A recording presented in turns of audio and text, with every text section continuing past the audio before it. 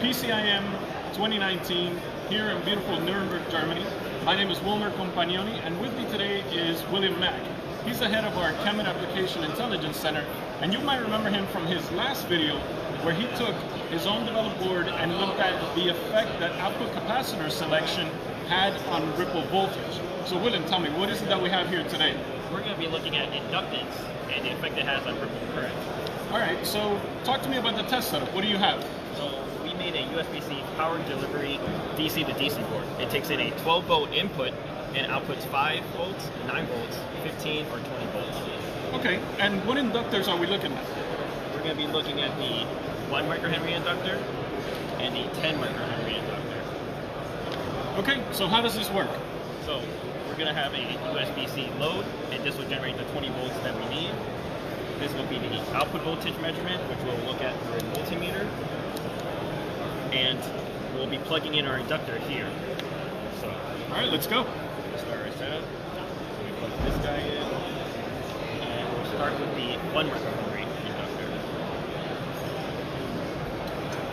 And once we turn it on, we'll see 20 volts output. And we also need a current probe.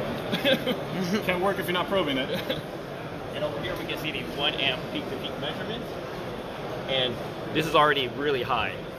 1 amp peak-to-peak, isn't that going to heat up the inductor a lot? Yes, we're going to use the very scientific human finger method to measure the temperature here. So I've recently been calibrated. Let's see what it is. Yes, that is hot. So what do we do to fix that? Well, we increase the inductance, we could drastically reduce the ripple current that comes out of it. So with a 10 microhenry inductor, we can look at the performance. All right.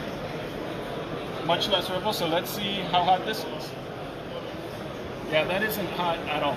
Yeah, we went from 1 amp peak-to-peak measurement to 200 milliamps. Okay. So in a future KAIC video coming up very soon, William's going to explore this effect in further detail. And if you happen to be in the Nuremberg area in Germany, and please stop by our KEMET booth in Hall 9, booth 403, and you can look at this in person. So, thanks for joining, and we'll see you again next time.